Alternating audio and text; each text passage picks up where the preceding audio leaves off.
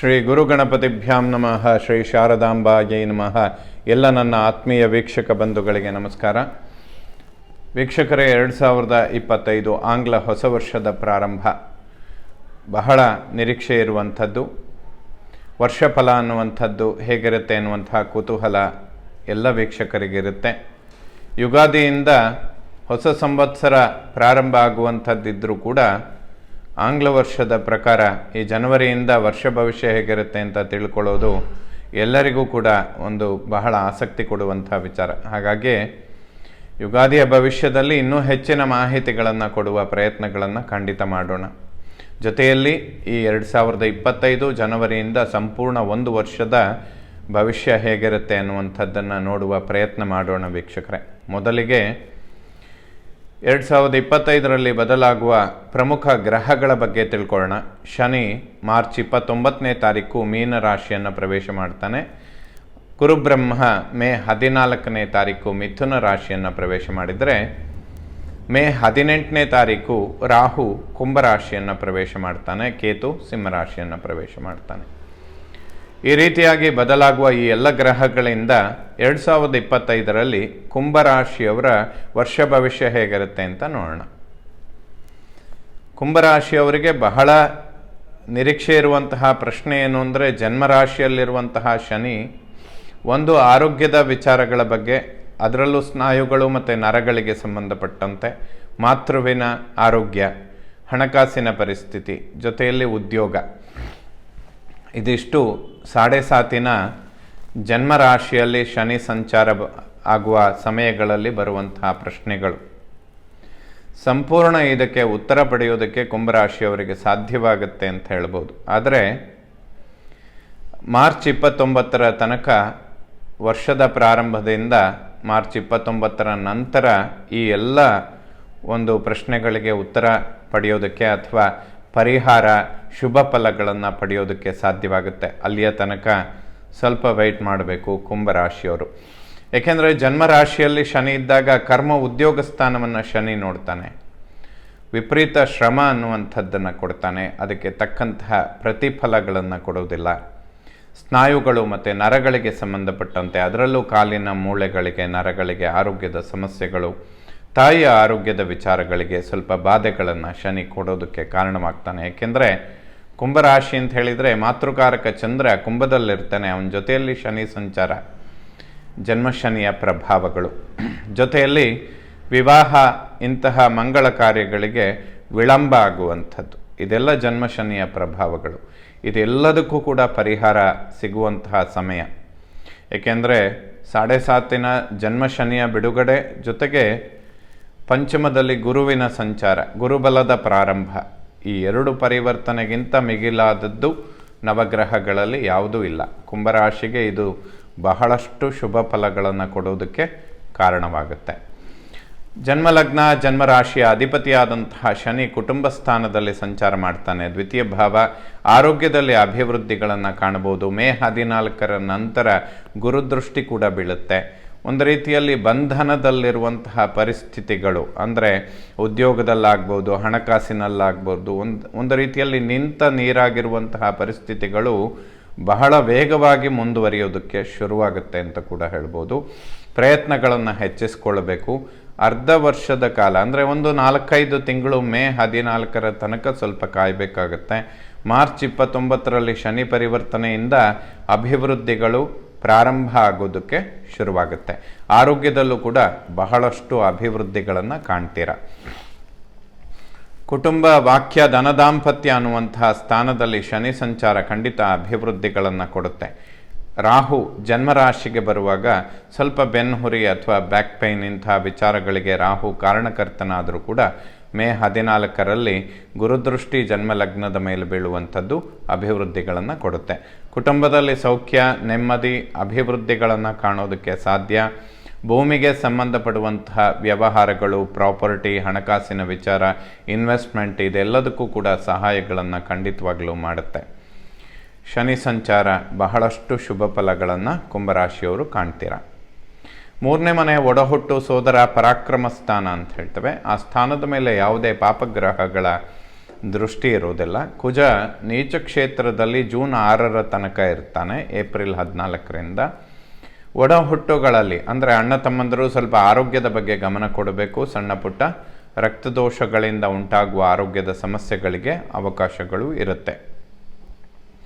ಭೂಮಿ ಅಥವಾ ಪ್ರಾಪರ್ಟಿ ಇಂತಹ ವಿಚಾರಗಳಿದ್ದರೆ ಮಾರ್ಚ್ 29ರ ನಂತರ ಖಂಡಿತ ಅಭಿವೃದ್ಧಿಗಳನ್ನು ನಿರೀಕ್ಷೆ ಮಾಡಬಹುದು.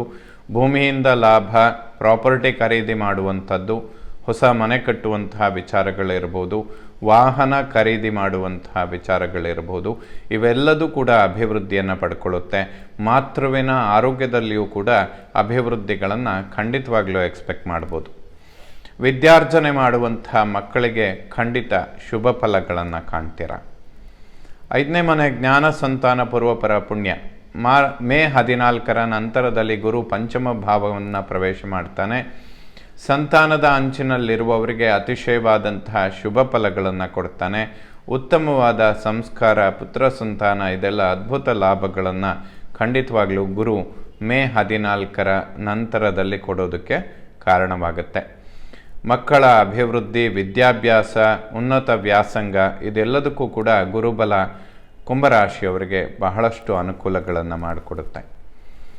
6ನೇ ಮನೆಯನ್ನು ಶತ್ರು, ಋಣ, ರೋಗಸ್ಥಾನ. ಷಷ್ಠದಲ್ಲಿ ಕುಜನ ಸಂಚಾರ, ಯಾವುದೇ ಶತ್ರುಬಾಧೆಗಳಿರುವುದಿಲ್ಲ.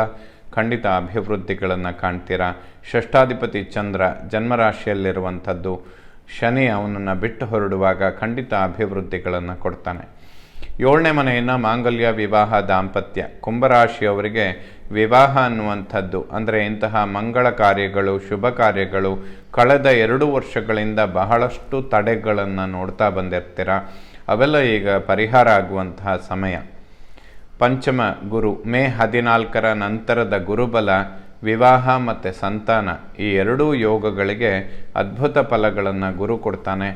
ಗುರು ಪುತ್ರ ಸಂತಾನಕ್ಕೂ ಕೂಡ ಅದ್ಭುತವಾದ ಶುಭ ಫಲಗಳನ್ನು ಕೊಡ್ತಾನೆ. ವಿವಾಹದ ಅಂಚಿನಲ್ಲಿರುವವರಿಗೆ, ಕುಂಭರಾಶಿಯವರಿಗೆ ಈ ಗುರುಬಲ ಬಹಳಷ್ಟು ವಿಶೇಷ ಫಲಗಳನ್ನು ಕೊಡುತ್ತೆ. 12 ವರ್ಷಕ್ಕೊಮ್ಮೆ ಬರುವಂತಹ ಗುರುಬಲ ಇದು. ಹಲವಾರು ವಿಚಾರಗಳಲ್ಲಿ ವಿವಾಹ, ಸಂತಾನ 2 ಪ್ರಧಾನ ವಿಚಾರಗಳಿಗೆ ಖಂಡಿತ ಅನುಕೂಲಗಳನ್ನು ಮಾಡಿಕೊಡುತ್ತೆ. ಅಷ್ಟಮ ಭಾವವನ್ನು ಮೃತ್ಯುಸ್ಥಾನ ಅಂತ ಹೇಳ್ತೇವೆ. ಅಷ್ಟಮ ಭಾವದ ಮೇಲೆ ಶನಿ ದೃಷ್ಟಿ ಅನ್ನುವಂಥದ್ದು ಬೀಳ್ತಾ ಇರುತ್ತೆ. ಮಾರ್ಚ್ 29ರ ನಂತರ ಸ್ವಲ್ಪ ಎಲ್ಲ ಕೆಲಸಗಳು ಸುಗಮವಾಗಿ ನಡೆದರೂ ಕೂಡ ಟೆನ್ಷನ್ ಅನ್ನೋದು ಮೇ 14ರ ತನಕ ಇರುತ್ತೆ. ಮಾರ್ಚ್ 29ರಿಂದ ಮೇ 14ರ ತನಕ ಅಂದರೆ ಗುರು ಪರಿವರ್ತನೆ ಆಗುವ ತನಕ ಸ್ವಲ್ಪ ಟೆನ್ಷನ್ಗಳನ್ನು ಶನಿ ಕೊಡ್ತಾನೆ. ಆದರೆ ಗುರುದೃಷ್ಟಿ ರಾಶಿಯ ಮೇಲೆ ಬೀಳುವಾಗ ಅದೆಲ್ಲ ಪರಿಹಾರ ಆಗುವಂಥದ್ದು ಇರುತ್ತೆ. ಆಂಜನೇಯನ ದರ್ಶನ ಮಾಡಿದರೆ ತುಂಬ ಒಳ್ಳೆಯದು. ದತ್ತಾತ್ರೇಯರಿಗೆ ಸಂಬಂಧಪಡುವಂತಹ ಸ್ತೋತ್ರಗಳನ್ನು ಪಠನೆ ಮಾಡುವಂಥದ್ದು ಖಂಡಿತ ಶುಭವಾಗುತ್ತೆ. 9ನೇ ಮನೆ ಭಾಗ್ಯಸ್ಥಾನ, ಪಿತೃಸ್ಥಾನ. ಮೇ 14ರ ನಂತರ ಗುರುದೃಷ್ಟಿ ಅನ್ನುವಂಥದ್ದು ಭಾಗ್ಯಸ್ಥಾನದ ಮೇಲೆ ಬೀಳುತ್ತೆ. ಭಾಗ್ಯೋದಯಗಳಾಗುತ್ತೆ. ಪಿತೃವಿನ ಒಂದು ಅನುಗ್ರಹ, ಆಶೀರ್ವಾದ ಸಂಪೂರ್ಣ ಪಡೆಯೋದಕ್ಕೆ ಸಾಧ್ಯ. ಭಾಗ್ಯೋದಯಗಳನ್ನು ಎಕ್ಸ್ಪೆಕ್ಟ್ ಮಾಡ್ಬೋದು.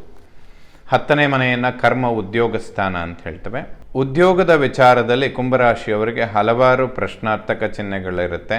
ಮೇ 14ರ ನಂತರ ಉದ್ಯೋಗದ ಪರಿವರ್ತನೆ ಕುಂಭರಾಶಿಯವರಿಗೆ ದೊಡ್ಡ ಪ್ರಮಾಣದ ಅಭಿವೃದ್ಧಿಗಳನ್ನು ಕೊಡುತ್ತೆ. ಸಂಪೂರ್ಣ 1-1.5 ವರ್ಷಗಳ ಕಾಲ ಗುರು ಮತ್ತು ಶನಿಯ ಸಂಚಾರಗಳು ಕುಂಭರಾಶಿಯವರಿಗೆ ಉದ್ಯೋಗದ ವಿಚಾರಗಳಲ್ಲಿ ನಿರೀಕ್ಷೆಗೂ ಮೀರಿದ ಅಭಿವೃದ್ಧಿಗಳನ್ನು ಕೊಡುತ್ತೆ. ವಿದೇಶದಲ್ಲಿ ಉದ್ಯೋಗ, ಇಂತಹ ವಿಚಾರಗಳು ಅಥವಾ ಸ್ವಂತ ವ್ಯವಹಾರ, ಬಿಸ್ನೆಸ್, ಪಾರ್ಟ್ನರ್ಶಿಪ್, ಹೂಡಿಕೆ ಮಾಡುವಂಥದ್ದು ಇದೆಲ್ಲ ಲಾಭದಾಯಕವಾಗುತ್ತೆ. ಶೇರ್ ವ್ಯವಹಾರಗಳನ್ನು ನಡೆಸುವಂಥವರು ಸ್ವಲ್ಪ ಮುನ್ನೆಚ್ಚರಿಕೆಗಳನ್ನು ತೆಗೆದುಕೊಳ್ಳಬೇಕು. ತುಂಬ ದೊಡ್ಡ ಪ್ರಮಾಣದ ಇನ್ವೆಸ್ಟ್ಮೆಂಟ್ಗಳನ್ನು ಮಾಡದೇ ಇರೋದು ಉತ್ತಮ. ಏಕಾದಶ ಲಾಭಸ್ಥಾನ. ಲಾಭಾಧಿಪತಿ ಗುರು ಪಂಚಮದಲ್ಲಿದ್ದು ಲಾಭಸ್ಥಾನವನ್ನು ನೋಡ್ತಾನೆ. ದತ್ತಾತ್ರೇಯರ ಸ್ತೋತ್ರಗಳನ್ನು ಪಠನೆ ಮಾಡಿದರೆ ವರ್ಷ ಪೂರ್ತಿ ಲಾಭಗಳನ್ನು ನಿರೀಕ್ಷೆ ಮಾಡ್ಬೋದು ಕುಂಭರಾಶಿಯವರು. ಸೊ ಆಲ್ಮೋಸ್ಟ್ ನೆಗೆಟಿವ್ಗಳನ್ನೇ ಹೇಳ್ತಾ ಬಂದಿದ್ದೇವೆ ಕಳೆದ 1 ವರ್ಷಗಳಿಂದ ಕುಂಭರಾಶಿಯವರಿಗೆ. ಈಗ ಅದೆಲ್ಲ ಸಂಪೂರ್ಣ ಬಿಡುಗಡೆ ಆಗುವಂತಹ ಸಮಯ. 12ನೇ ಮನೆಯನ್ನು ವ್ಯಯಸ್ಥಾನ. ವ್ಯಯಾಧಿಪತಿ ಶನಿ ಧನಸ್ಥಾನದಲ್ಲಿರೋದ್ರಿಂದ ಶಾಶ್ವತವಾದ ವ್ಯವಸ್ಥೆಗಳಿಗೆ ಸ್ವಲ್ಪ ಧನ ವ್ಯಯ ಆಗುತ್ತೆ. ಅನಿರೀಕ್ಷಿತವಾಗಿಯೂ ಕೂಡ ಸ್ವಲ್ಪ ಧನ ವ್ಯಯಗಳಾಗುತ್ತೆ. ಬಟ್ ಅದರಿಂದ ಒಂದು ಉತ್ತಮವಾದ ರಿಸಲ್ಟನ್ನು ಕುಂಭರಾಶಿಯವರು ಖಂಡಿತವಾಗ್ಲೂ ಪಡಿತೀರ. ತುಂಬ ಟೆನ್ಷನ್ ಮಾಡಿಕೊಳ್ಳುವ ಅವಶ್ಯಕತೆಗಳಿಲ್ಲ.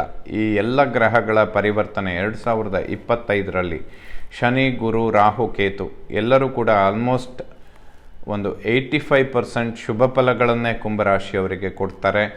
ಮೇ 14ರ ತನಕ ಸ್ವಲ್ಪ ವೆಯ್ಟ್ ಮಾಡಬೇಕು. ಟೆನ್ಷನ್ಗಳನ್ನು ಕಡಿಮೆ ಮಾಡ್ಕೊಳ್ಳಿ. ಇನ್ವೆಸ್ಟ್ಮೆಂಟ್ಗಳಿಗೆ ಖಂಡಿತ ಶುಭ ಸಮಯ ಈ ವರ್ಷ ಆಗಿರುತ್ತೆ. ಮೇ ನಂತರದಲ್ಲಿ ಅದ್ಭುತ ಲಾಭಗಳನ್ನು ಕುಂಭರಾಶಿಯವರು ಪಡಿತೀರ. ಪ್ರಯತ್ನಗಳನ್ನು ಖಂಡಿತ ಹೆಚ್ಚಿಸ್ಕೊಳ್ಬೋದು. ಏಕೆಂದರೆ ಕಳೆದ ಒಂದು ವರ್ಷದಿಂದ ಎಷ್ಟೇ ಪ್ರಯತ್ನ ಮಾಡಿದರೂ ಕೂಡ ಅದರಿಂದ ರಿಸಲ್ಟ್ ಅನ್ನೋದು ಅಥವಾ ಅದರಿಂದ ಹಣಕಾಸಿನಲ್ಲೇ ಅಭಿವೃದ್ಧಿ ಅನ್ನುವಂಥದ್ದು ಸ್ವಲ್ಪ ನಿಧಾನವಾಗಿ, ಅಂದರೆ ಮಂದಗತಿಯಲ್ಲೇ ಸಾಗ್ತಾ ಇತ್ತು. ಬಂದರೂ ಕೂಡ ಅನಿರೀಕ್ಷಿತವಾಗಿ ವ್ಯಯಗಳಾಗ್ತಾ ಇದ್ವು. ಯಾಕೆಂದರೆ ಕುಟುಂಬ ಧನಸ್ಥಾನದಲ್ಲಿ ರಾಹು ಸಂಚಾರ ಮಾಡ್ತಾ ಇದ್ದ. ಇದೆಲ್ಲದೂ ಕೂಡ ಒಮ್ಮೆಲೆ ಪರಿಹಾರ ಆಗುತ್ತೆ. ಕುಂಭರಾಶಿಯವರು ಬಹಳಷ್ಟು ಅಭಿವೃದ್ಧಿಗಳನ್ನು ಕಾಣ್ತೀರ. 2025ರಲ್ಲಿ ಎಲ್ಲ ನವಗ್ರಹಗಳು ಕೂಡ ಕುಂಭರಾಶಿಯವರಿಗೆ ಅತಿಶಯ ಶುಭ ಫಲಗಳನ್ನು ಕೊಡಲಿ. ಶ್ರೀ ಶಾರದಾ ಪರಮೇಶ್ವರಿಯ ಸಂಪೂರ್ಣ ಅನುಗ್ರಹ ಎಲ್ಲ ನನ್ನ ವೀಕ್ಷಕ ಬಂಧುಗಳ ಮೇಲಿರಲಿ. ಶುಭವಾಗಲಿ ವೀಕ್ಷಕರು.